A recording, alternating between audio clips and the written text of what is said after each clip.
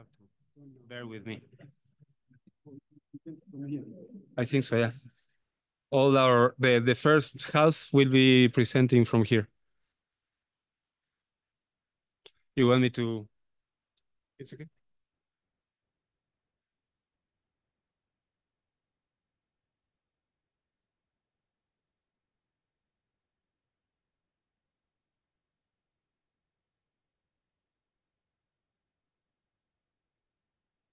Could we start?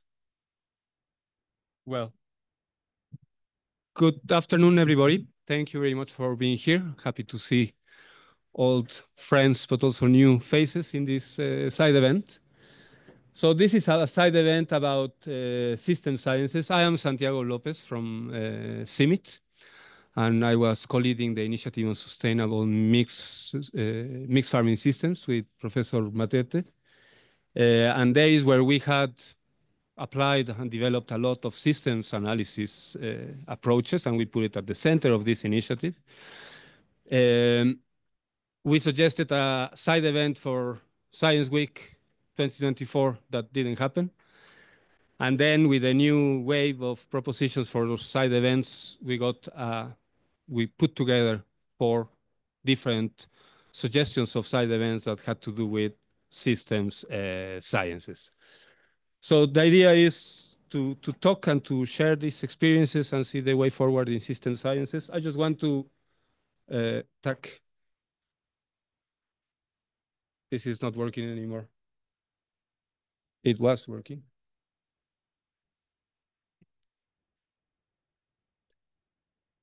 Anyway, I can tell you next. Or this is, yeah, it's on. Do I go again? Anyway. Yeah, if you just go to the next. So I just wanted to put this slide because when I think of systems, I think of something like that, which is, well, not like that. I dream of something like that, but I think of something more less interesting. So when normally when we were thinking on systems analysis, and for my point of view as a farming systems person, I think of something like that, where, I don't know if this is going to work, yeah, where we have a mixed crop livestock system in Bolivia, quinoa, llama, where we have alfalfa, quinoa, barley, some land, and then some cows, some llama, the household with off-farm work, they sell things to the market, money comes back, there is a lot of interactions between the livestock and the crop component. And this is the kind of systems that I normally work on. But when we think of system sciences, and when we think of people working more at the plot level or cropping system level, at that level, they apply the same the agri-food systems. We go higher level of aggregation, let's say, but the principles of system sciences remain the same. There is a boundary, there are some components, there are some inputs, some outputs, and there are interactions among the different components that make the system function and perform under different criteria. In this case, we see that it's income, but also food security, but also soil fertility, etc. I just wanted to put this because in the session that we will have, we are seeing systems analysis at different levels of integration, and it is important to understand that one of the beauties of systems analysis as systems theory is these nested scales and the capacity to move across scales. Can you put the next one? Do I try again? Voila. So I'm just going to introduce the session. And so in the CGIAR strategy, in the 33 pages of the CGIAR strategy, the word system comes 150 times. So there is a lot of systems in the discourse, in the ambition and the discourse of the CGIAR. No? But then we are going to really talk seriously about system sciences. We need these kind of tools and approaches to understand these farming complex systems with the different components, the different interconnections that there exist in these components, and the different trade-offs and synergies that appear in these systems. So our objective is to strengthen systems analysis capabilities, mainly within the CGR and partners, which I think is crucial. And in the initiative, in the Portfolio 22, many different initiatives try to apply some systems approaches to their initiatives. So what we are trying to do in this session objective is to share a little bit on these experiences on systems analysis methods and tools, no? And to try to inform a common agenda for system sciences within the CGR and partners. You that are interested here and engaged in systems analysis, many of you know that the last thing we want in the CGR is to have a systems washing discourse where we say systems, but we continue with a very reductionist approach. So just to give you the structure of the session, we have 1 hour and a half. I am giving the introduction now. We will have an external talk by Katrien Desmacher from Wageningen, which Wageningen, as you may know, has a central role in systems thinking in agriculture for many decades now. Then we'll have a short presentations about stock taking, how the different initiatives or projects applied, used, and embraced systems thinking in the different Portfolio 22 initiatives. And then we will have a panel discussion more on the future and see how the science programs being created now and in place now in transition will apply, embrace, or strengthen system science. So we have some of the directors, interim directors of the science programs, as well as from the capacity sharing accelerator, because as you may know, a lot of the efforts needs to go into capacity building if you want to strengthen system science within the CGR and partners. So with that, we will go through the different presentations. Professor Matete, then Laura, then Hampus, then Shalander, and then we will move to the panel discussion moderated by Anthony Whitbread from ILRI. So I guess we start from the beginning, which is Katrien, please. Thank you.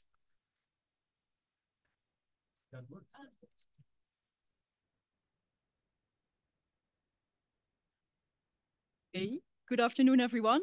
Thanks a lot for the introduction. It's great to be here. Thanks a lot for giving me the opportunity to share some thoughts about system science. And Santiago asked me to reflect a bit on strengths and weaknesses.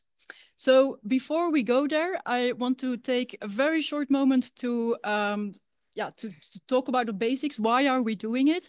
And very short, because I think most of you know this very well, because you're here in this session. I don't think we need to go into a lot of detail. So we know that across the world, agri-food systems face complex challenges, urgent challenges, and often they are also partly responsible for causing some of the wicked problems they are facing. Think about climate change, think about the loss of biodiversity. These problems are caused by different interrelated, constantly changing factors. And we also know that diverse stakeholders often disagree about the nature and the causes of these problems, let alone about how to solve them. And so because both the agri-food systems and the challenges that they're facing are very complex, we as a community, we are convinced that we need a holistic approach, a systems approach. But what is that? What are we talking about? What is a system to start with? So a good definition is in this book, the famous book by Donella Meadows about systems thinking. So she defines a system as an interconnected set of elements that is coherently organized in a way that it achieves something. Quite broad. She also says systems are more than the sum of their parts. She also talks about systems that exist within systems within systems. So this is this idea about hierarchy and different levels. And that indicates that when you work with a system, it's super important to clearly identify its boundary. And then as real world systems are very, very complex, we as human beings with our limited brain power, we make simplifications of that reality. So we work with system representations, maps, schemes, models, you name it. So definitions are important, and this is a general definition. And let's try to now move a little bit closer to the systems that we are working with in our day-to-day activities. So with a group of people, and some people are here in the room, they may recognize themselves on the picture, we tried to come up with a more specific definition for system science in relation to agri-food systems. So we said, okay, system science is an interdisciplinary science looking at the complexity of agri-food systems and the socio-ecological systems in which they are embedded. And then we identified a whole range of important elements or aspects that we typically deal with when we do system science. Some of them were already mentioned by Santiago: components, flows, interactions, multiple domains and indicators. Unfortunately, we don't have a lot of time to go into the details of all of them, but let me just go to the bottom, where we say that system science is a place-based approach. It starts from the context and a particular problem in that context. And if you want to address that, it is super important to involve and engage with the stakeholders. The stakeholders who are not always agreeing on how to move forward. So this was our working definition. And beyond that, we also discussed a lot about how to operationalize system science. So I think already Santiago mentioned it as well. System science contains a range of concepts, approaches, methods, and tools that are used not only in research, but also in innovation, in policy, in general types of interactions with society. And as I said, it's driven by a specific problem in a specific context. And broadly speaking, we can identify 3 goals of system science. Firstly, system analysis, which aims at understanding system functioning and behavior. Secondly, the assessment of a system, so evaluating, quantifying system performance. And then thirdly, the design. We also want to move to something that performs better, so we want to design, co-design with stakeholders, improved systems. Now, another way of operationalizing the systems approach is depicted here in the so-called deed cycle. This is an approach that we often use in our group in Wageningen, but it's also an approach that we operationalized in the mixed farming initiative, or the mixed farming systems initiative that Matete will introduce in a minute. And so what is this deed cycle? Well, it's an iterative cycle of research and of learning together with stakeholders that consists of a number of phases. So typically you start with describe, you then go to explain, explore, and design. And in each of these phases, a whole range of methods and tools can be mobilized. So these are mentioned in the different white boxes here on the screen. Okay, now let me try to become a little bit more concrete and give you a couple of examples to illustrate the strengths. And because of the fact that I have limited time, I chose 2 examples and just shamelessly about work that we have been implementing ourselves in collaboration with the CG in many cases. A first example is about the co-design of tailored sustainable intensification options for different farm types. Now, this is then the more simplified, if you like, deed cycle that we implemented in this case. It was a project in Mali. And here we operationalized the deed cycle with a combination of on-farm experiments, modeling, multi-criteria evaluations with stakeholders, and then the cyclical adaptation of the options. Now, this is what it looked like in reality with some pictures. So we had on-farm trials, field days, feedback and planning sessions, and then also value chain negotiations. So we implemented this project over the course of about 10 years. And as we moved on, the options that we were testing and evaluating with farmers, they were refined gradually, but also the project became more and more a systems project where we took on different impressions and opinions from stakeholders, and we gradually grew from a focus on the farm to a focus also on the food system and on the value chains that are embedded in this broader food system. Some examples of the options that we co-designed with the farmers are here. Again, not enough time to go in detail, unfortunately, but just some examples for high resource, medium and lower resource endowed farmers, and then female farmers.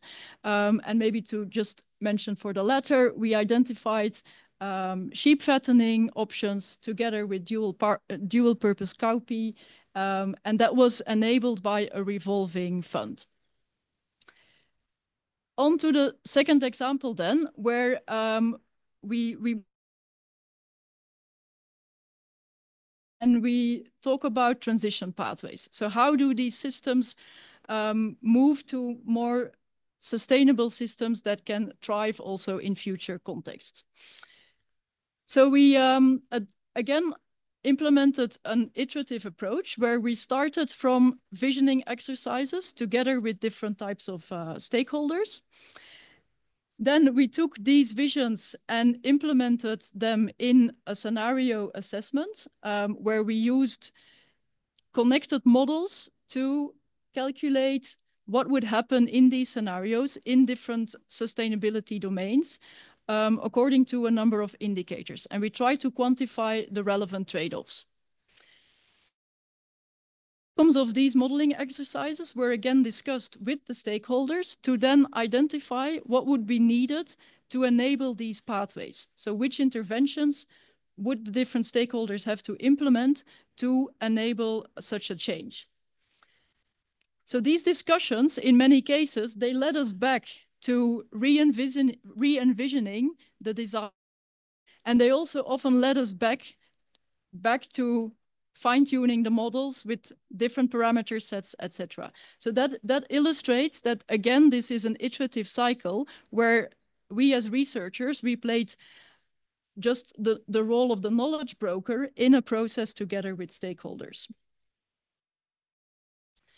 So here's just a picture of one of these visioning workshops where we imagined desired futures and we described them. We described what these futures would look like, ability domains, and according to a number of indicators. Some of these indicators we were able to exercise. Now, so in a scheme, just trying to summarize things. So we often contrasted a business as usual scenario with a more pessimistic scenario, and then a couple of more optimistic scenarios. And actually this method, we implemented it in 3 very contrasting environments. We worked with it in Mali, in Uganda, and in Zimbabwe. But even across these very contrasting environments, we could identify some generic patterns and trends. And I try to summarize them here. So we see that in the business as usual scenario, because of the impacts of climate change and also because of the pressure by demographic growth. And often that led to reduced food availability and income per capita. Now, this could be alleviated to some extent by improved farm management technologies, but usually only up to a certain extent. And so the improvement was really limited. And we found that this limited improvement was often due to binding constraints in the current system, such as, for example, small farm sizes. So in discussions with stakeholders, we then try to come up with ways to break that current system open and to discuss what would be needed for a transformation of the system. And then like off-farm employment to release pressure on the land comes up, better functioning markets comes up, improved institutional support comes up to really enable a transformation of the system. So that was in a nutshell two short examples of how a system approach can lead to useful insights, we think. On to the weaknesses. So yeah, I was discussing a little bit with Santiago, and well, I identified 3 weaknesses. I'm sure that there's many more, but we can hopefully discuss today. A first one is about the challenge of scaling with these approaches. As I mentioned, system science is really a place-based approach. So you start from the local context, from a local problem, and often outscaling results is not trivial. Also, these activities, they are often very demanding. Think about on-farm experiments. And often the in-depth analysis that you need to do, you can only do it with a limited group of stakeholders. Think about the visioning workshops that we did. It's only with a limited group of stakeholders. So scaling out is not easy. How to go?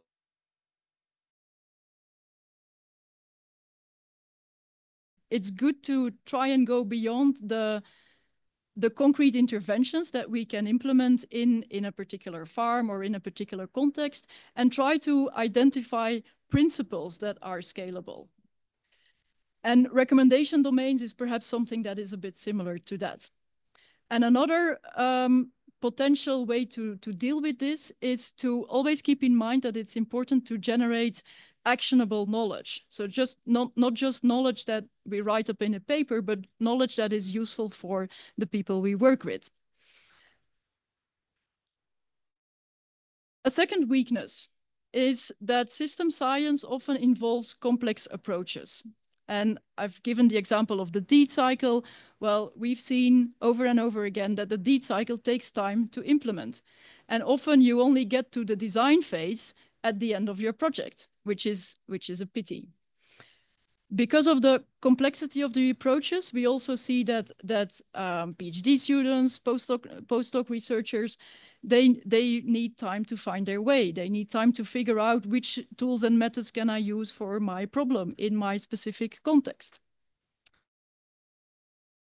And what can we do about that? Well, it was mentioned already, capacity sharing and strengthening, very important.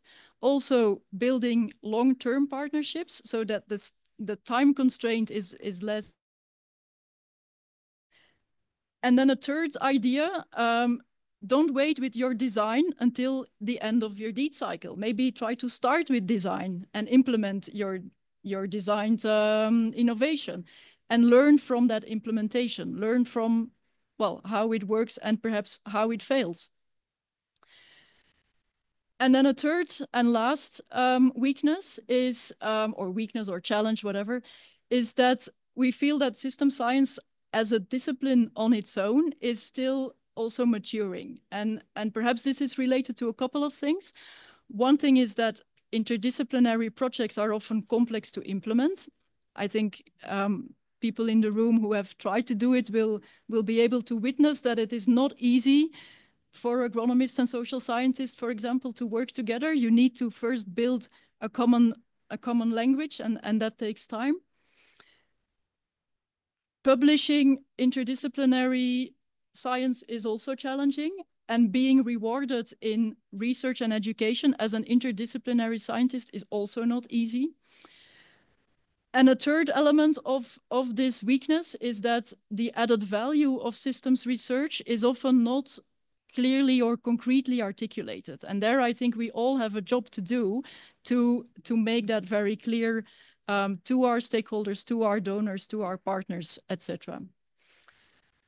So what do we need to, well, to move on? Just a couple of ideas. One thing is that we need the recognition and reward systems or mechanisms for not only PhD research, but also for academic careers in universities in the CGIAR system. And then again, the capacity sharing and strengthening comes in. And a third idea is to build this system science community of practice, a community of practice where we can share knowledge, tools, approaches, and learn from that together. And I think I've used more than my allocated time, so I will just leave the conclusions here. This is just a summary of the things I've mentioned. Thanks a lot.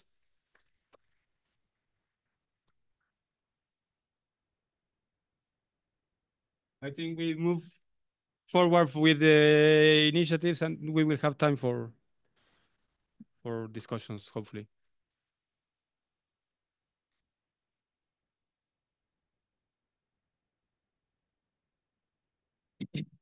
Good afternoon, everybody. My name is Matete Bekunda. Despite these difficulties that she has presented, we thought someone has to do something. Someone has to start and tumble and see where we reach. And so that's why we started with the Mixed Farming Systems Initiative. Because there is always a challenge. The farmers are doing systems anyway.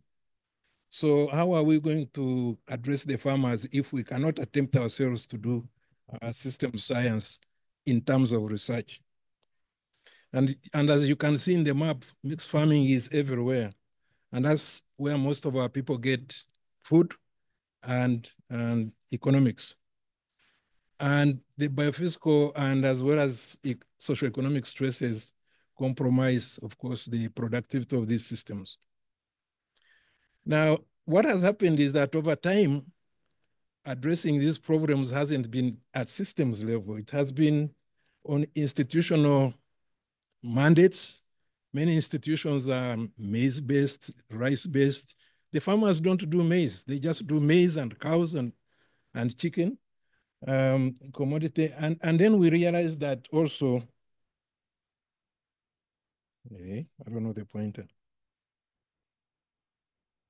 that initiatives were following the same story. And so we thought we should write a story, a proposal that is going to get the initiatives products together. Now, she talked about limited publications. I've got this diagram here which shows that from 1984 to 2022, if you looked in the literature, publications, for example, linking integration between crop and livestock are only 200. That's very little work done. Now, this is the way we thought we should look at it, that mixed farming systems, first of all, when we were proposing this, we were looking at sustainable intensification, although somehow the system wanted a short name, so we started with Mixed Farming Systems Initiative. But sustainable intensification was the drive of what we were trying to write about, because we know sustainable intensification from previous projects would necessarily engage different disciplines. So our initiative was supposed to start here. There has been words which have been put here, co-creation in different meetings. So we would start here co-creation with stakeholders. And the solutions would come from the different initiatives. That's the way we planned we should do. Now, we didn't go to the initiative centers to ask them for permission. The good thing is that scientists were working across initiatives, so we would get those scientists within our initiative and start working together. And so after deciding what to do, we would package the solutions that we have got from the different initiatives. There are new words now coming up like bulking, validate them, and implement them and take them to scale. That was our thinking on how we should link to the CG system. I'm not going to talk about this. She has already talked about it. But you imagine that this first phase here is the diagram that I presented. And as you do outcome studies, you get information to take you to the next stage. So we implemented our initiative through work packages. We had 5 work packages. And the first one was to identify the status, the trends, and future dynamics of mixed farming systems.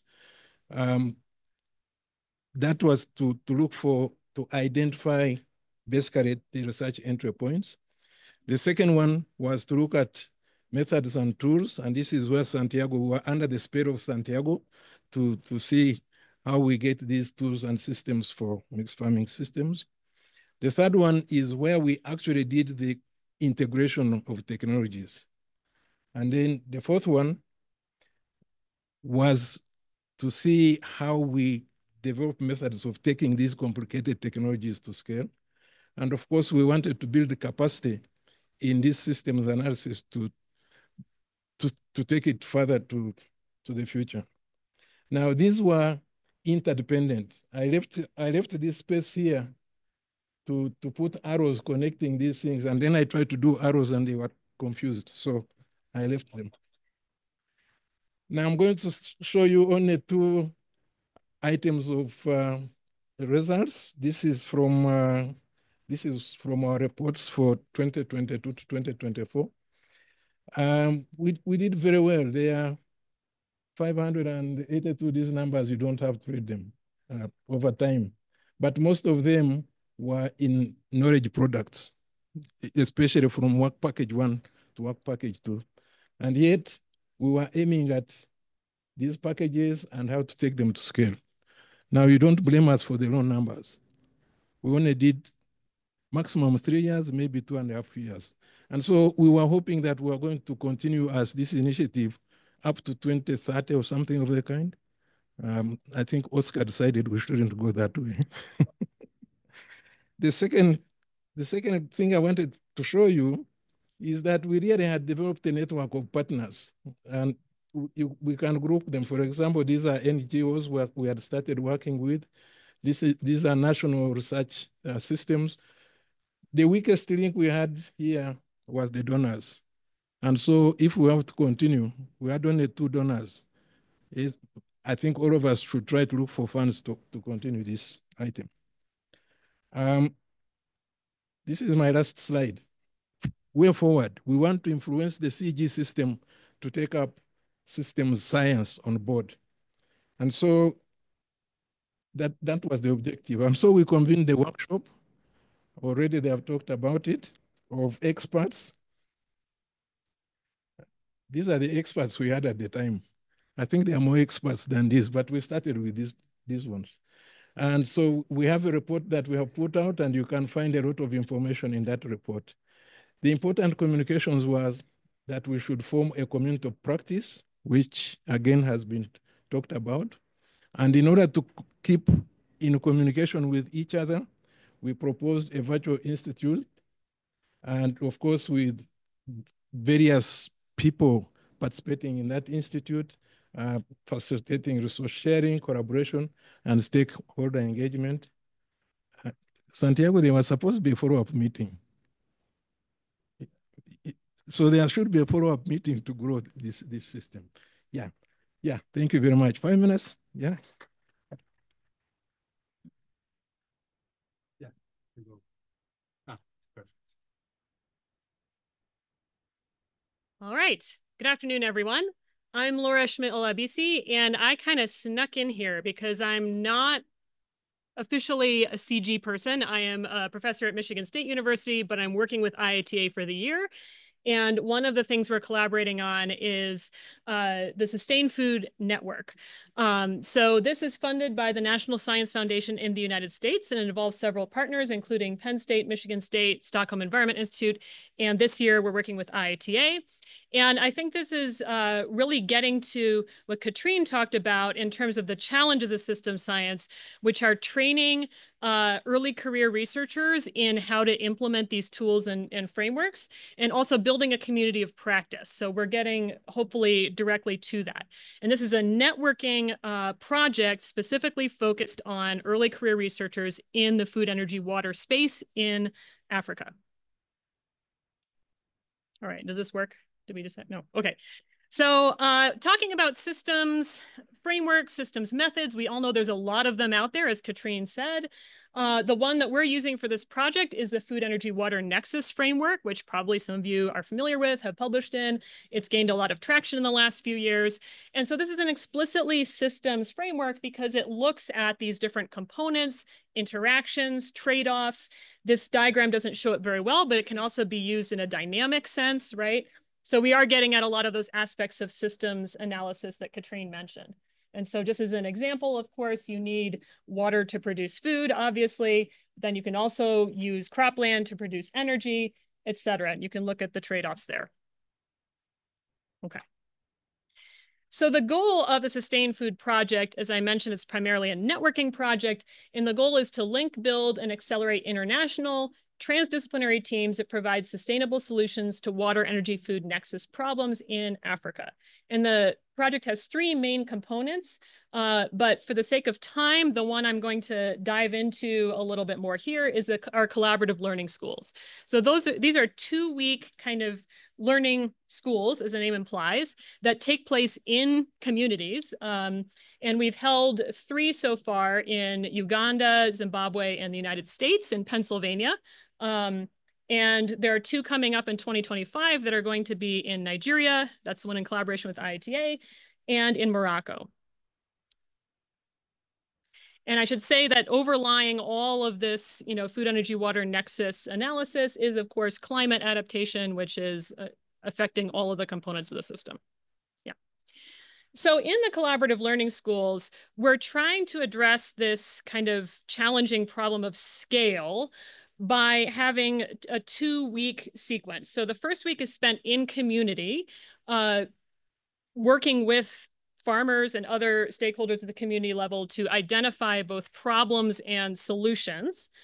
And then the second week is focused on policy. And so we actually go with the farmers together to kind of learn more about and advocate for policies at the local and higher levels. So we've tried this at the federal level in Uganda. We've tried it at the state level in Pennsylvania. I think in Nigeria, we're also going to be sticking to the state level. And so this is our way of kind of trying to scale up some of the learning, right? To identify what is the policy environment that could enable some of these solutions or is causing some of the problems, right? And I don't have time to delve into all of the tools that we teach the early career researchers in these collaborative learning schools, but here they are, and I'll just give a brief definition. So the first one is WEAP and LEAP modeling. This is a tool developed by the Stockholm Environment Institute, and this is landscape scale energy and water modeling for trade-offs. So it enables us to look at trade-offs across the landscape of investing in different solutions for energy and water management. Systems thinking and modeling, Katrine brought up Donella Meadows and system dynamics modeling, so we do use that as well. It's a very flexible tool. It can be used at the community scale, and we use it with farmers and other stakeholders at the community scale. Design thinking, and this is kind of a participatory design approach where we work with farmers and community members to co-design solutions to problems that they're facing. And then political economy analysis. And again, this is a way that we use for scaling up. So this is another tool developed by Stockholm Environment Institute that looks at the policy environment and the barriers to transformation and the contributors to the problems and says, okay, where are the levers of change that you can pull and who has the authority to pull those levers? And we try to do that and kind of advocate for that within the course of the 2 weeks.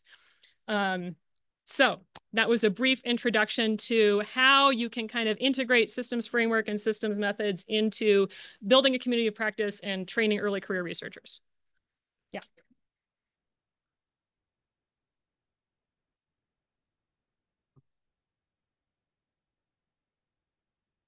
Thank you very much. My name is Hampus Eriksson. I'm a principal. I didn't put a cover slide on mine, so I'll make my introductions without a cover slide. I work for WorldFish. I'm a principal scientist there.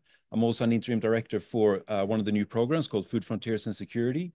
And the island food system work that I'm talking about here is one of the 4 areas of work in that program.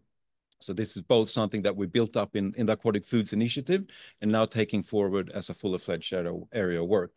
And I think I'll talk about this slide for a minute, but I've been triggered a little bit about the context of scaling. And in our context of scaling, we see the systems framework as a scalability mechanism, not as a constraint to scaling. Because in theory, there's a logical argument to say that an innovation or a solution is more likely to scale within a like-for-like situation. And so our ability to define the systems that we're operating in would presumably create a system-to-system scalability mechanism, I guess. So this image is meant to have a couple of sort of segments or food system elements overlaid it.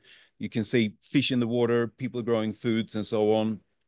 And different islands have different characteristics in their capability to produce their own food. As a general rule, modern islands are insufficient in space and resources to produce their own food. And so in that regard, they become a really unique microcosm of our planet, in that at some point, maybe we outgrow the capabilities of our planet to produce our own food as well. And an interesting element is the concept of tethered worlds that we use as a concept to link that when islands are outliving or outgrowing the capacity of their own capacity, this tethered world concept gives us a way to look at the lifeline and see what is that lifeline and how it helps us explain on a planetary scale what we might be missing as we go into the future. So now we're talking earth science style. So one of the things in the lifeline that we're particularly interested in is food trade. In this image, I'm sure you've seen it around the world. We're working in some of the most remote parts on our planet, Pacific Islands, very remote places. And these modern foods are penetrating into small villages, and it's a highly, it's a big driver for food system outcomes at the islands. Next slide, please. So over the past 40, 45 years, the Pacific Island food system, these data from the Pacific Islands, have completely transformed as islands have become independent. They were previously set up as plantation economies and colonies. As they have become independent, they've integrated into the global economy and been included in the World Trade Organization. And in doing so, their food systems too have shifted, and they've become increasingly reliant on imported food. And the left figure is meant to show us that in the period between the 1980s to the mid-90s, roughly, the crop production at islands halved, which was a production that has not recovered to this day. Instead, it's been replaced by this importation of foods. Now we're looking at food system elements that are driving each other and reinforcing each other. And also, if you look on this right figure, that's meant to show us the healthiness of the foods imported over this period of time. Slightly different data sets, but there are categorizations of what's healthy and unhealthy. So sugar and sweetened beverages and fatty meats and so on, processed meats, ultra-processed foods, end up in the unhealthy foods category. And you can see that over time, the predominant volume of food imported is unhealthy. Next slide, please. And that has led to an epidemic of diet-related non-communicable disease in the Pacific. 9 out of the top 10 countries in the world for overweight and obesity are Pacific Island countries. The rate of stroke, type 2 diabetes, and ischemic heart disease has doubled in the last 15 years in the islands. And so here's a really interesting system dynamic. And you can't solve this by growing more food domestically. You can't solve it just by food policy intervention. You can't solve it just by focusing on soils. So it offers us a really unique perspective on a smaller system to experiment with these dimensions. And that's what we're doing in the program. Thank you.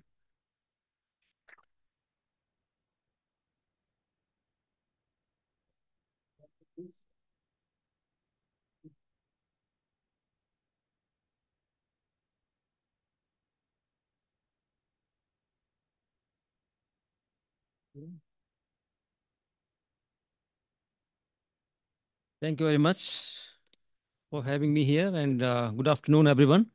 It's okay? Yeah? No, it's okay.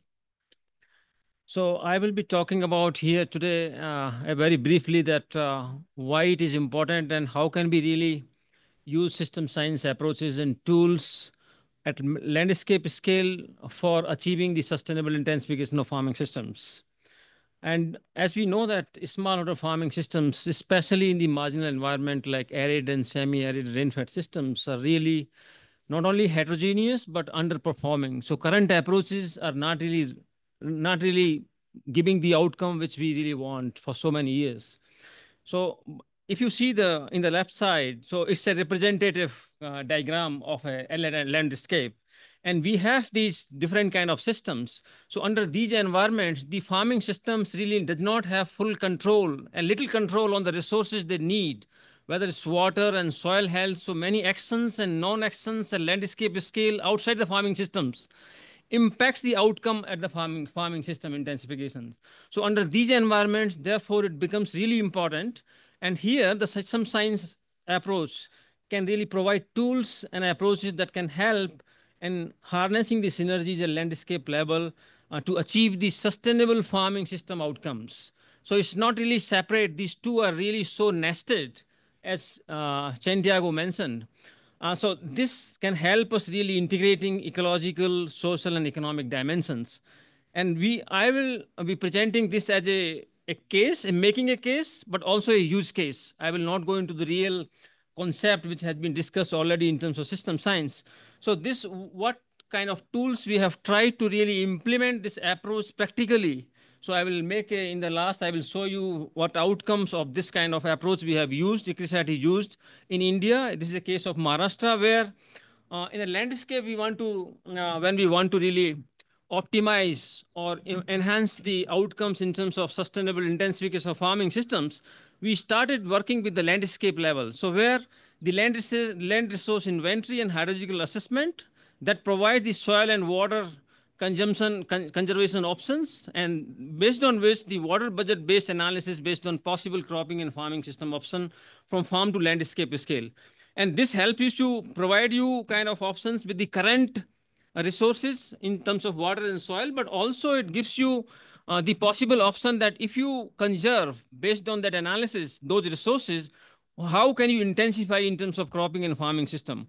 But that is not enough. This is only biophysical resources. But then we did the multidimensional sustainability assessment that evaluates and identify the key drivers and entry points of sustainable farming systems under economic, social, and environmental domains and human well-being. Because there are many things under these systems which are really impacting, whether it's social or economic or market side. And these analysis help us to really provide contextualized bundled solutions in terms of soil and water or agrobiodiversity interventions at farm to landscape scale, more of landscape, but farms are also sitting in a landscape. So we are designing the interventions at landscape scale, but many of those interventions are happening at farming system scale as part of the landscape. And then after that, along with that, we are then are better positioned to really design interventions in terms of climate resilient or regenerative agriculture, agronomy, or cropping system solutions.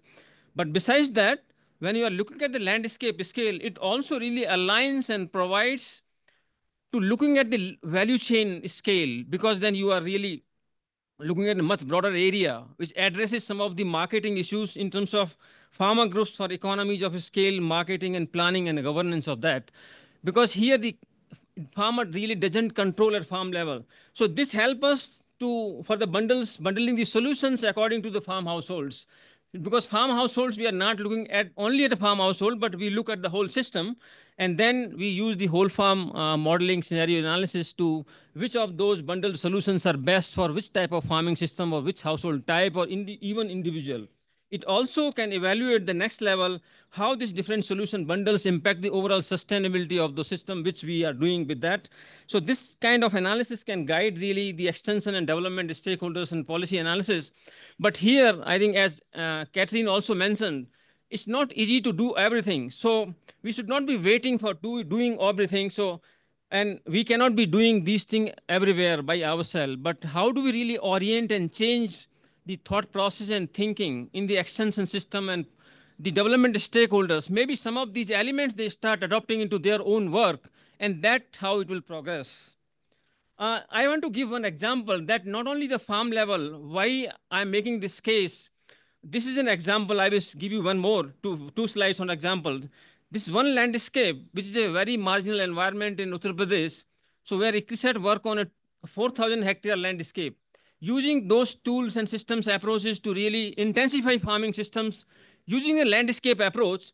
So one outcome, I'm not talking about the income and productivity, but initially without our interventions, without the systems approach, we have only 4 commodities which has sufficient market surplus to sell to the market. But after this, the biodiversity increase, agrobiodiversity, and then the farmers in the same landscape has 11 commodities which have significant market surplus to be marketed.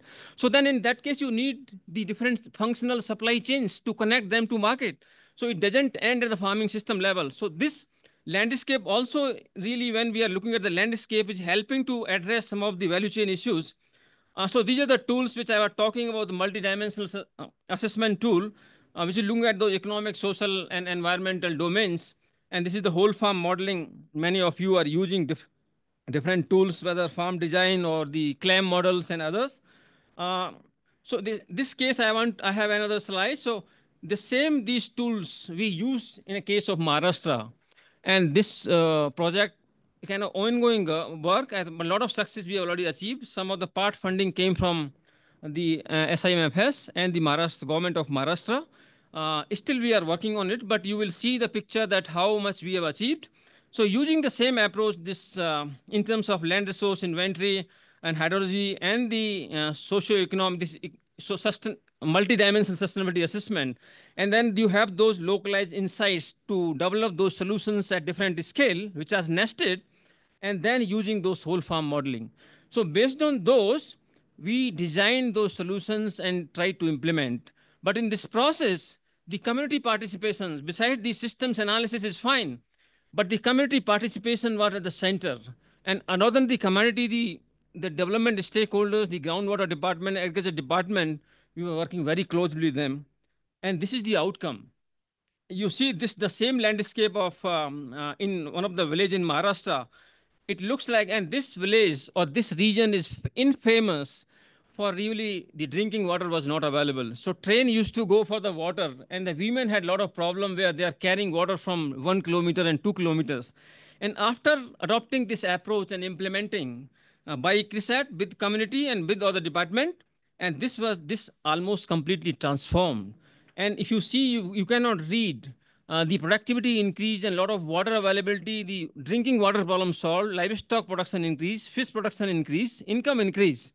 But now still we are working on it, and the need to really create and use such evidence, more evidence, and to influence policies and reorient the sustainable transitions strategies. So unless the Department of Agriculture or Water and Livestock, unless these stakeholders start thinking into their strategy plans and action, I think very difficult to achieve. And this is my last slide. Thank you very much.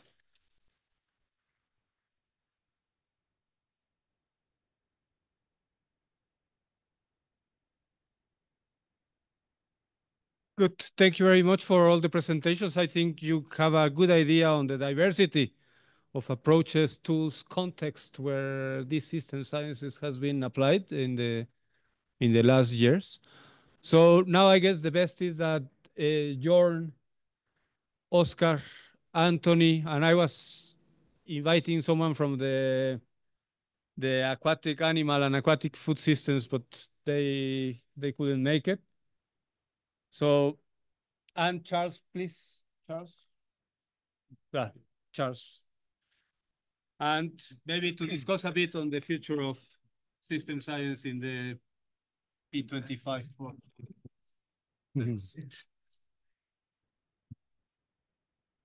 Hi, everyone. Anthony Whitbread's my name. I'm coming from ILRI, International Livestock Research Institute. I'm leading a program at ILRI called Livestock Climate and the Environment. I wanted to start with a story I think is really funny. Does anyone here use Skype apart from Santiago? Put your hand up. I think there's only 2 people, because Santiago asked me to moderate this panel by Skype a few days ago, and I had to break the news to him that Skype's finished in two weeks' time. Do you use WhatsApp?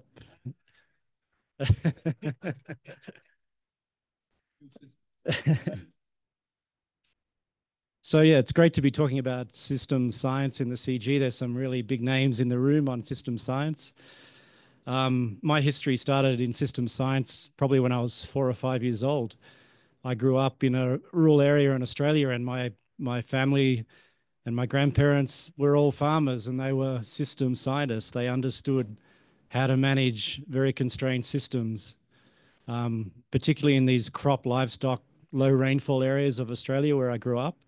It's about trying to understand all the different parts of the system that they're managing. And I think working with smallholder farmers, we understand very quickly that we're coming in with our technology and they're trying to match it to their system.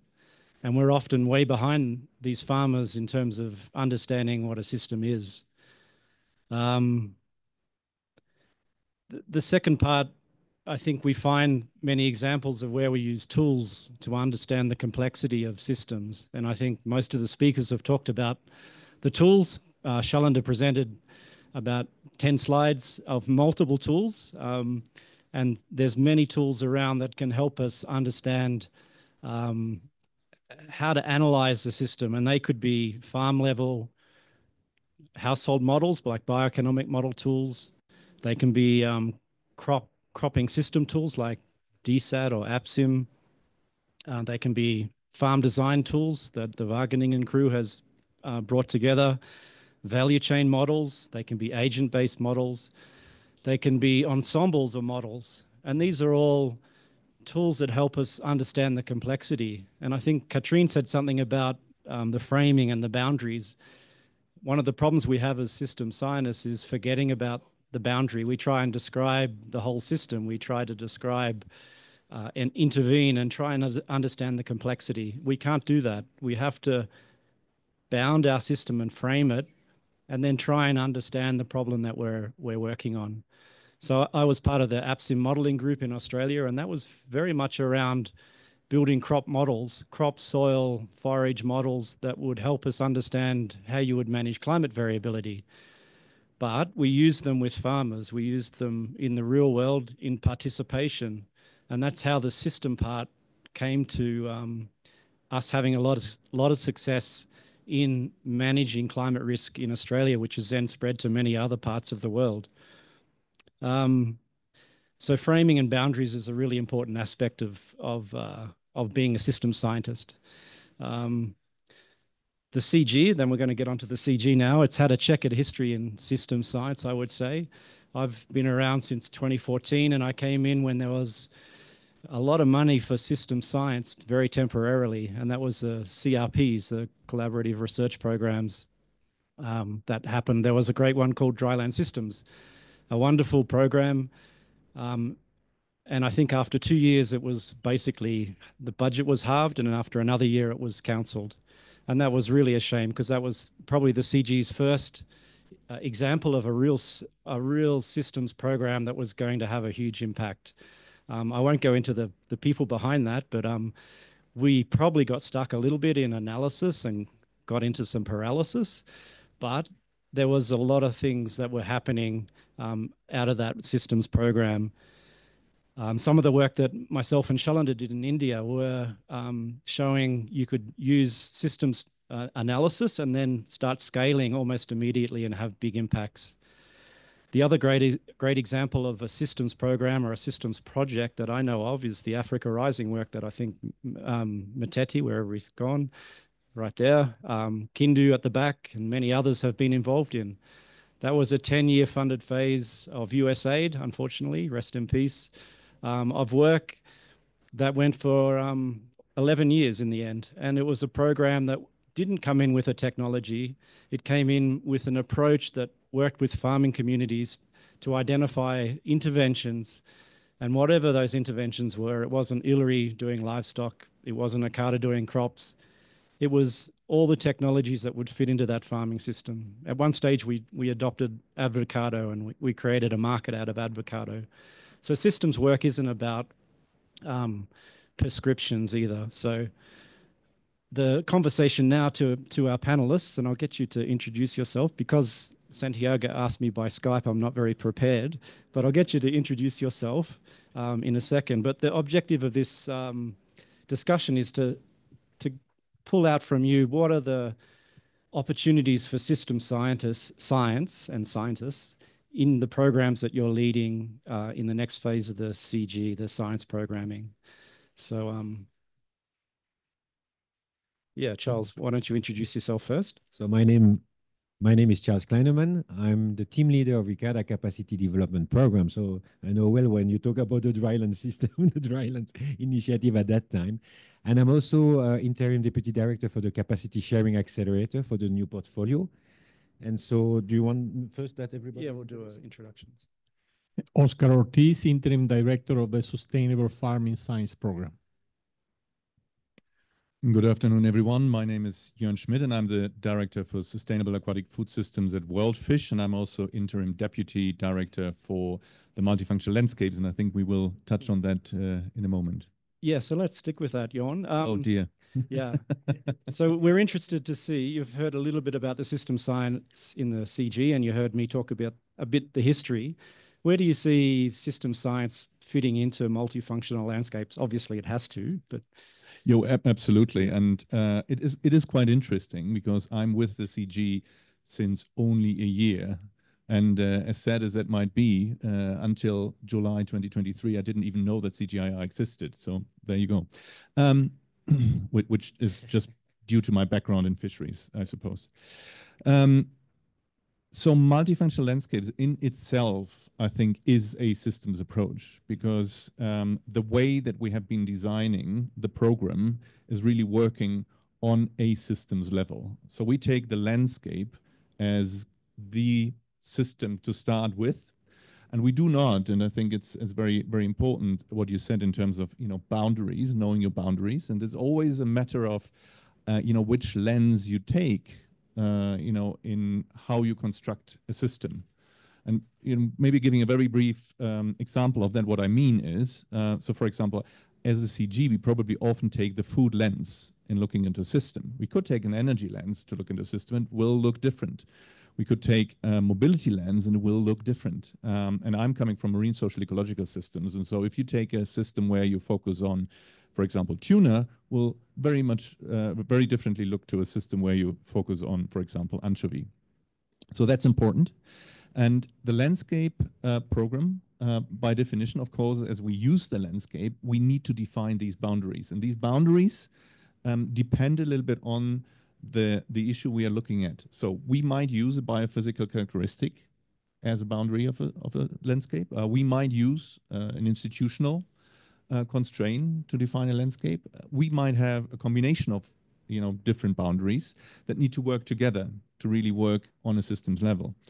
But we're doing that on purpose. And of course, by doing that, we also open up entry points for a lot of the other programs. And I think Oscar will talk about that. And we had heard earlier from the mixed farming initiative, and also in different ways, that we have entry points to understand, how can we work with nested systems?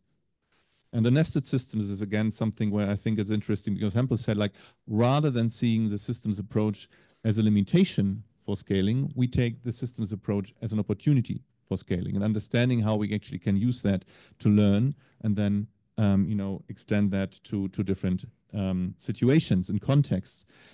Of course, as a social scientist, you say, oh, everything is context specific, obviously. So you need to, every new system, every new context need to have a, new analysis. And this is probably where you then struggle because you can get stuck easily in analysis. But we have done a lot of work where we have a different starting point. Plus, we have now, I think, much more technology at hand that facilitate the work that we're doing in helping us speeding up this analysis. I mean, you said like, oh, why not starting earlier with a design, before we run through the whole cycle of a deed or, any kind of analysis that you might take as an approach.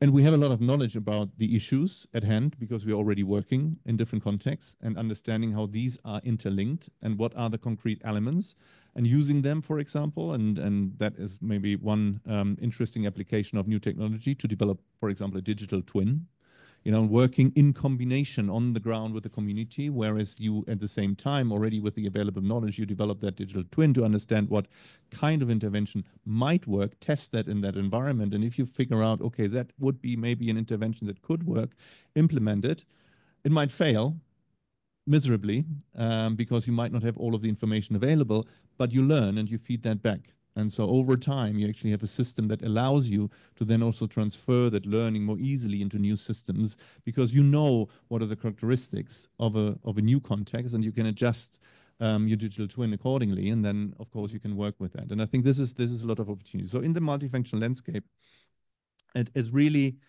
from farm to forest to watershed, going, across these different scales and really integrating the objectives of food, having the social, the economic, the institutional, the environmental objectives, combined in that approach. And I think that is something where, as I said, and I think I give the microphone next to Oscar so that he can then continue in, how we actually bring all the programs together.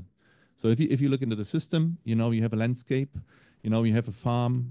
In that landscape, in that farm, you have crops, you may have livestock, you have fish. I was very happy to see, by the way, that fish was one of the commodities that increased in your example. They interact. they have a nutritional outcome, so better diets and nutrition. They're impacted by climate. They might in themselves might be a solution to climate mitigation. You have all these different policy levels that you need to interact with. You have the scaling, you have the capacity sharing, which interacts very strongly with the scaling, I suppose, and it's also something where we need to identify where we start on. Then we have, now I'm running out of all my programs, but you get the gist. I think that there's a way of interlinking, even on a CG portfolio level, in a meaningful way, and using that as a how do you say it? Condensator? No, it's a catalysator. Catalyst. Yeah, catalyst. Yeah. Thank you. So we'll come back to some of those points in a minute, but Oscar, maybe tell us a little bit about your area. Thank you for the invitation to share some thinking on this. I think we have a challenge and an opportunity in the current portfolio. The challenge is to show the added value of system thinking and system practice. If we check the literature, documented literature of impact assessment of the CGIAR, breeding goes first. Impact of some crop management practice like pest control and some natural resource management practices. But any of those, probably in some of those, system thinking was used, but it's not clearly, the attribution is not documented. So how do we show that by using system thinking, we can achieve more impact than going through the conventional way of silver bullet thinking that has been over the last 50 years in the CGIAR? So it's a big challenge. And a challenge for the system thinkers that are in this room to think about how do we do that. The second is the big opportunity that John was mentioning. The new portfolio, by chance, not by design, I have to accept, looks at different system levels, system components. You start with genes, with crops, with farms, with landscapes, with innovation systems, policy systems, nutritional systems, etc. The big homework that we have to do is how do we connect those different programs with system thinking approaches that can facilitate the conversation. And the big challenge there is the conversation of the data. This morning we had a very interesting session on data sciences, and even within a single discipline like agronomy or pest management, harmonizing data is a big task. Now, how do we harmonize data so that crop models talk to pest models, talk to farm models, talk to socioeconomic models, or even behavioral sciences models that are now coming up? So it's a big challenge, but also we have a big opportunity, and it's a big question for you as experts in systems. Is artificial intelligence a possibility to help us connect, make sense, and particularly accelerate the design of system changes? Yeah. Because that is the key question. Rather than having 10 years or 15 years to design a system, can we do it in 3? Can we do it in 5? Because time is a scarce commodity at this moment. I will stop there. Thanks, Oscar. And Charles, can you tell us how systems work will be integrated into the capacity development area? Yeah, sure. I mean, you see the complexity. I'm not a scientist in terms of agriculture. I'm a policy scientist or international relations. So it's another world. But the way that we've foreseen the integration of system science, the link to landscape, the links to farming system, the links to policy, is the way that how can we, based on your experience, based on your models, based on your tools,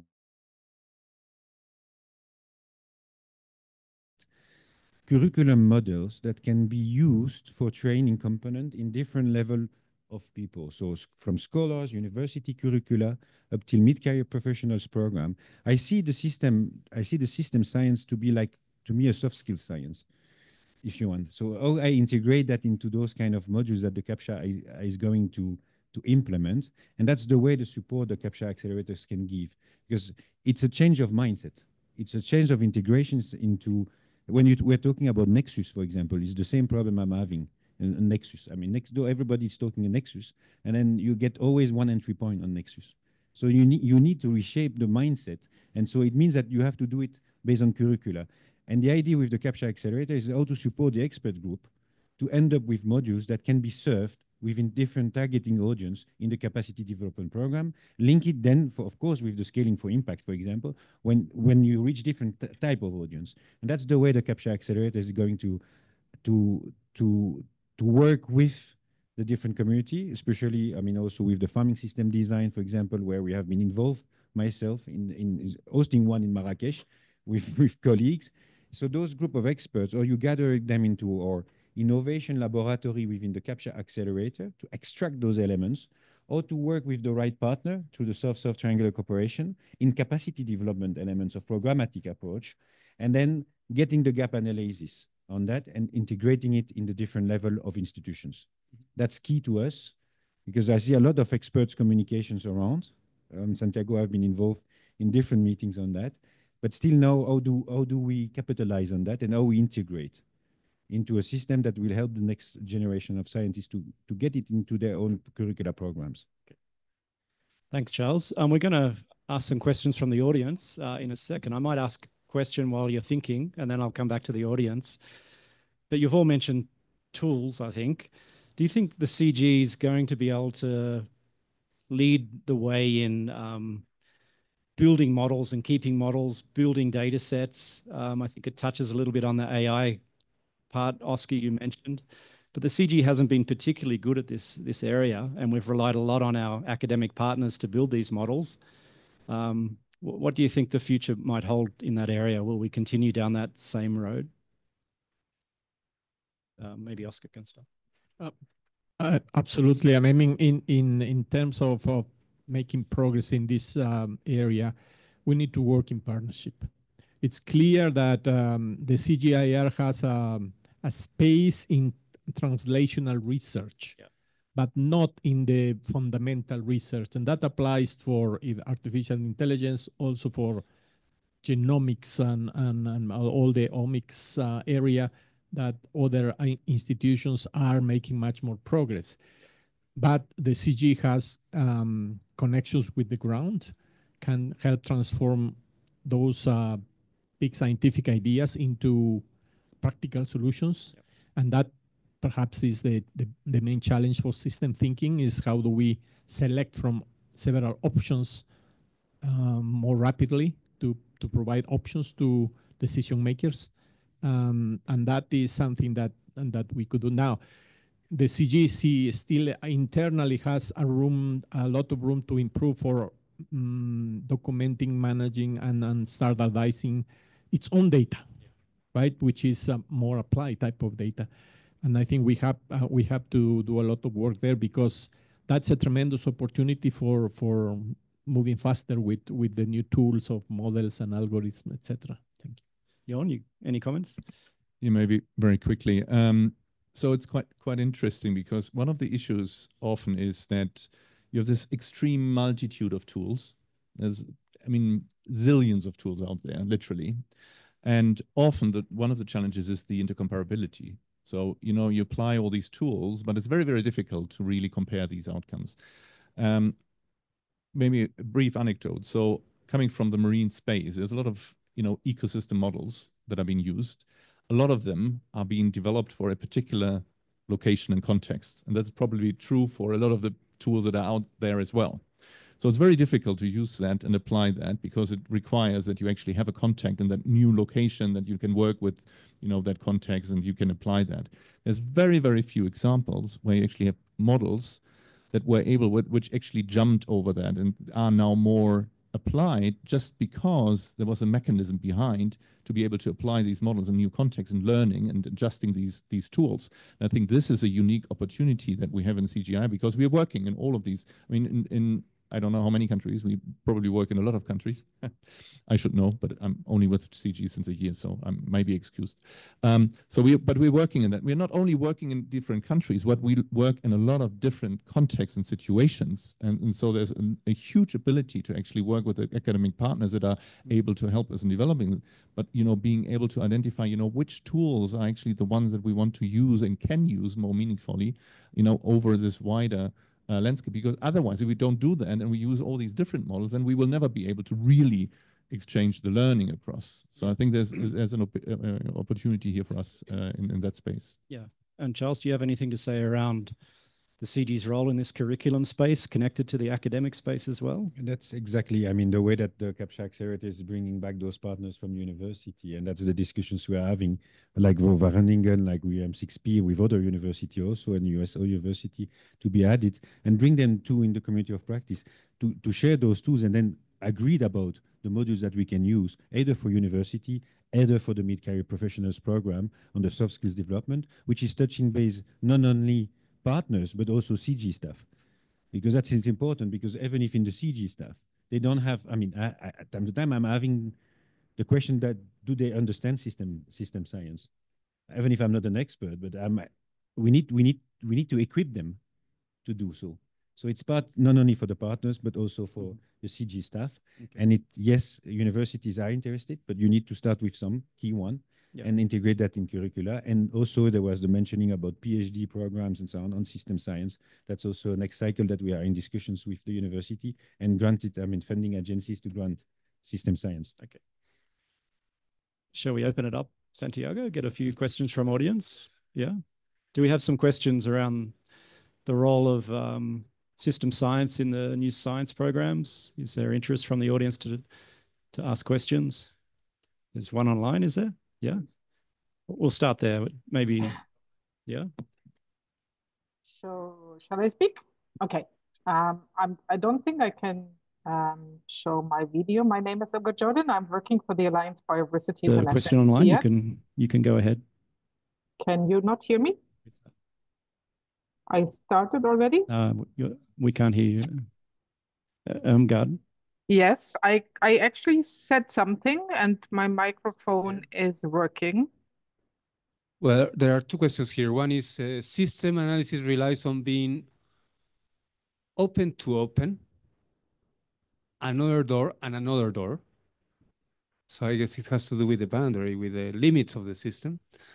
How do you want to draw the boundaries and to keep the complexity manageable? That's a question, I guess, has to do a lot with what you were saying, Jorn, that in the landscapes, it depends on the lens that you look, you put the boundary, and every time you move and you advance in knowledge and understanding of the system, your boundary will also move because you are taking, so maybe you can talk a little bit about this boundary element. And then the qualitative research in systems research, who is doing this and why are we doing this, and who is explaining the how and the why to do this. So maybe you can. Maybe if Katrine can even respond on that. Katrine, maybe you can. Boundary. Which one? Okay, go ahead. Yeah, good question. But I gave this example of the project that we had in Mali, and we were very fortunate to have a long-term partnership. We had funding for about 10 years. And so we started at the farm level, but we quickly realized that to bring positive change at the household, at the farm level, we needed indeed to open that door to other actors in the community, in the value chains. And so we had the luxury, thanks to that program, to do that and to bring on board partners that could help us to understand that system at the higher level, so to speak. And so we were also fortunate enough to be able to combine disciplines. So we were not only biophysical scientists, we could involve also social scientists. There's one sitting behind me here. And so that the opening of the doors really helped us to enrich our learning. But keeping in mind always the boundaries, I think that is super important. Or otherwise you get lost and you end up in a labyrinth with opening the doors. About the quality. There's a microphone. Very briefly to that one, that's an interesting one because I always say embrace complexity to actually make it simple. And that's very, very interesting because, again, from a marine example, I mean, we ended up in, you end up, you have all these elements and you draw all these, and I think you said that you start drawing all these lines and then you end up with a horrendogram where everything is connected with everything else. But the links are functional and the links have a weight. They are not all equally important. And depending on what kind of intervention you want to implement in that system, most of them are probably not relevant. But you don't know that if you haven't built up the complexity in the first place. So I think that is where, it can become actually relatively easily. And the qualitative science, I mean, the starting point in engaging with communities is you probably develop you do a loop analysis or something where you start, collecting, what are you thinking are the relevant elements in your system when you're thinking about food, for example? And you start drawing them and you start, okay, so how do you think they are interlinked? So there's a strong role because these are the starting points, often because you can't start with a very complex, computational model, numeric model of a system because you don't have that information available anyways. And that is also something where there's a role to be played by the communities to understand actually building up that knowledge, not necessarily data, but the knowledge about a lot of these interlinkages. And over time, we are able to collect the data because we are working with the communities and the communities can help us collecting that data. And I think that is where this interface between, quantitative and qualitative, the natural sciences and the social sciences are working out quite well. Yes, from my experience, one key question was when I started to do system analysis and participatory research, how many times do we repeat that type of analysis? That was very context specific. I remember 20 years ago we were testing potato innovations or potato solutions in the Andes. And one option was varieties with tolerance to late blight. And we were testing 20 different clones. And well, how many times do we test in a single place to have meaningful results and to know which clones are more variable? And for a single location, which was not really that big, the conclusion was we needed to repeat 25 times in 25 locations. Now, the question is for systems thinking, system practice, how many locations do we need to do to conclude something that's scalable to thousands or millions? And that is still a challenge, in my opinion. Now, I'm personally in favor or promote system thinking, keep system thinking alive and active, but not to try to change everything, but to identify the right entry points, where the added value can be shown very rapidly. Any other? See if this works. Yeah, there is there are questions here because there is a question online which I think it's around many people is the role of artificial intelligence. Again, I think we can discuss a bit more on artificial intelligence, and there is a question around that. How can we make use of artificial intelligence in this systems analysis? Is it going to really open opportunities for systems analysis or not? So that's a question there, but probably we can get to more questions. Thank you. My question will go to the last presenter about he presented the project with 124 indicators. So I want to know, did you also use the digital tools to analyze and make informed decision-making? Because I think in this new era, it's important to understand the complexity to simplify the solutions. And also for Catherine, I think. Is Catherine? Yeah, so you also talked about your intervention in Mali, Uganda, and I think Zimbabwe. So I'd like to know what are the commonalities, because I think they are in different agricultural zones, so that makes, again, the system thinking more complex. So I would like to know what informed the choice of those three countries, and also coming up with a scalable, simplified solution at localized level. Yeah, thanks. Yeah, thank you. for that question. I think, yeah, this, first of all, this tools provides a nuanced understanding of different indicators, why different particular domain of particular farming system is so weak. So maybe it helps us to identify entry points. But to your question, all this information is collected from the farmers. So we have developed this whole framework where I think for users later on, we have created all those formulas in the system. So you use this tool and put your information, and then you can have information on each of those indicators and themes and sub-themes and domains. So the tool has been developed in that way. Yeah. Yeah. Yeah, thanks a lot for the question. So in fact, the three case studies, they were related to different projects. So it's not that within one project we then selected these three cases. And you're right, they represent very different contexts, agroecological, but also socio-ecological contexts.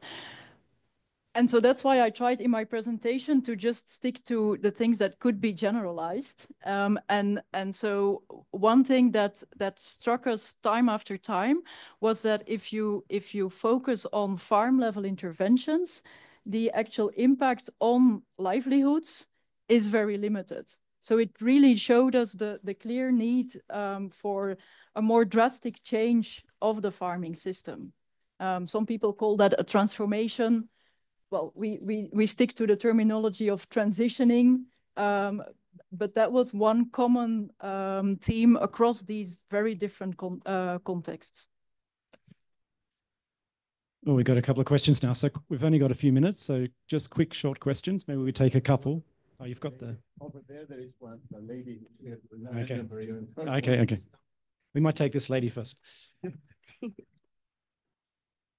Hello, I am Fardosa. I am Fardosa Ali, machine learning engineer by profession. And I have a question. To, I don't know, I didn't get your name. I am interested in particularly the landscape. I come from a drier part in Kenya. Can you please summarize it for me? I didn't quite understand it. And another question is, you've talked about co-creating and co-designing.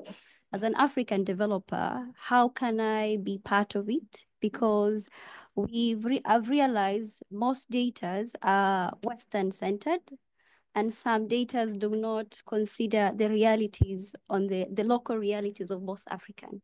So how do you bridge that gap? We might collect a couple of questions and then answer them.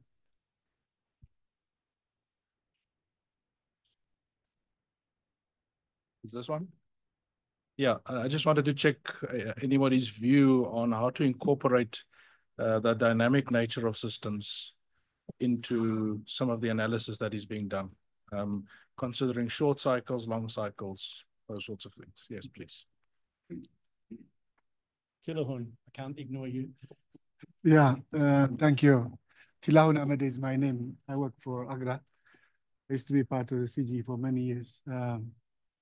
The issue is, have been successful in our micro watersheds, landscapes, but we rarely move out of that. On the other side, there are success stories, transformations happening in the countries, even within Africa. So my question is, can we also start from the success stories, integrate our approaches with what's happening on the ground and make the change much faster and probably much more acceptable than, again, our common, approaches that we didn't manage to move, that's the reality. Thanks. Thanks, Tilahun. And Walutu, last one.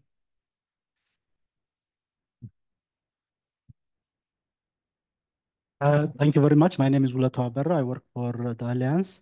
So two components of the system approach. One is the thematic, right? From the crop to livestock to other components. And then when you go up, there is also the watershed. In the watershed, there is, or the landscape, there is all kind of thematic elements. Then there is at higher level, the policy. In the CG, you can see each of them is the science program. So there is, for example, sustainable farming, there is a multifunctional landscape, there is a science program. So the thematic, the complexity, it was being presented was more a thematical one. Then there is another one is like the cascading. It was mentioned a few times, but do we know how, the system thinking from one level feeds to the other and to the other one, and how we go upward and downward in terms of, designing, improving the decision in general. So I don't know if we have also example on how that connection works in general. Thanks. So why don't we start with Shalanda to answer the lady? Yeah, Miss, she asked me to repeat the whole presentation. In fact, I will just very briefly. That question is a very big question. The drylands, what happens in all marginal regions or drylands? These farmers have very little resources. The farmer doesn't know water will come or not. So when you are working in drylands, so you look at the upstream and downstream. So where, what kind of interventions we can make, how much water we can collect, where, so which farmers can benefit. Once you do that, then you also help the soil health. You also enable the water access. Then accordingly, you really promote the what kind of cropping systems and what kind of interventions will help which farmers in which locations of that landscape. So that approach helps in these marginal environment. I just want to add to Mr. Tilahun. I think it's very important point by Tilahun. I think we have to go take it to the next scale. For this also, for this to happen, I think this is important to be very important part of this landscape. But building capacity of the people to design those landscape, what we have done in some places, or some such stories in Africa, other countries have done. So the large scale building capacity also need and hand holding and working together with them for 2 years and 3 years like that. So large number of creating pool of that kind of thing might help. Maybe number of consortium or partners have to come together, like whether Agra or with CG and all that. Thanks. Do you guys want to tackle any of those questions? Just one of the questions. I particularly like the question of why we don't start with the success stories. And that's actually consistent with, I recall a famous entomologist, Jeff Bentley, who worked in Latin America for 30 years, designing IPM, integrated pest management. One of the last papers, he asked himself what I would do differently. And he said, I would do less experiments and go to the field to see what's working and start from there. And the same lesson is applied by the private sector. They don't do experiments. They go and observe which companies are successful and then learn and build from there. So perhaps that's the way we could accelerate learning from the systems that are working better than others and then extract the lessons and methods to be replicated. Thank you. Very briefly on that one, and just goes back to the point that you always learn better from the mistakes and the failures. So I think we need to do both. We need to start from the success stories, but we need to get a good understanding of why did we fail in other situations, and that together, I think, will bring us forward.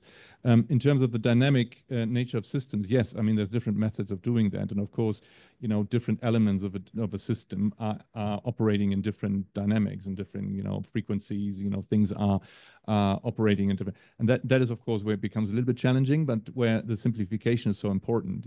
What is it that we really want to get out of that particular piece of analysis to understand which dynamic we really need to model, for example. Yeah, that was that comment as well comes a lot into climate. I do a lot of climate analysis.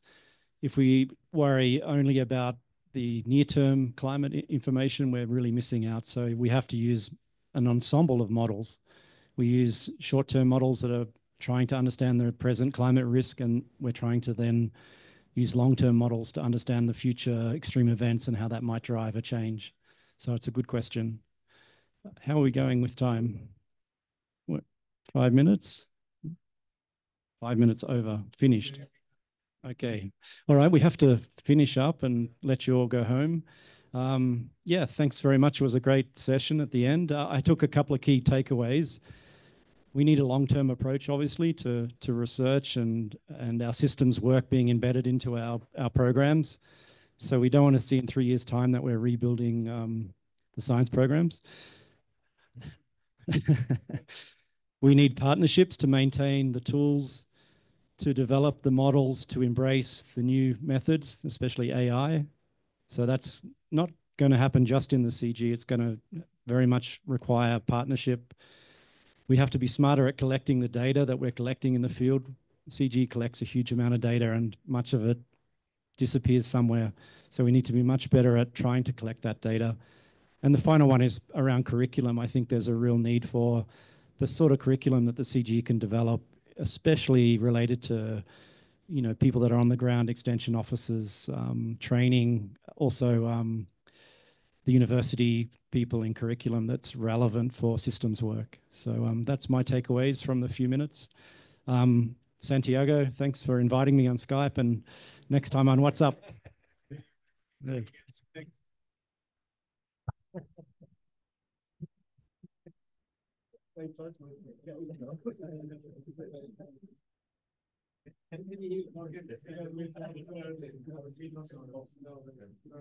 Yeah, thanks, guys.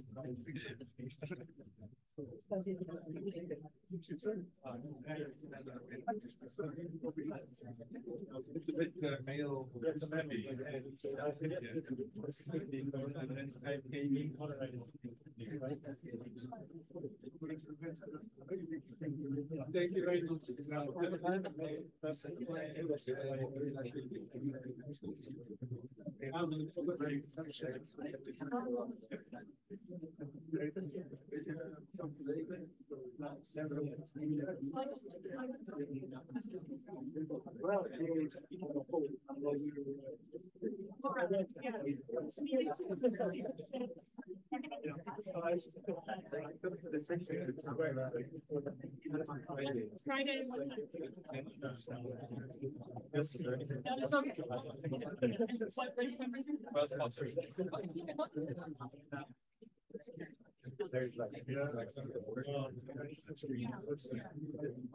And I mean,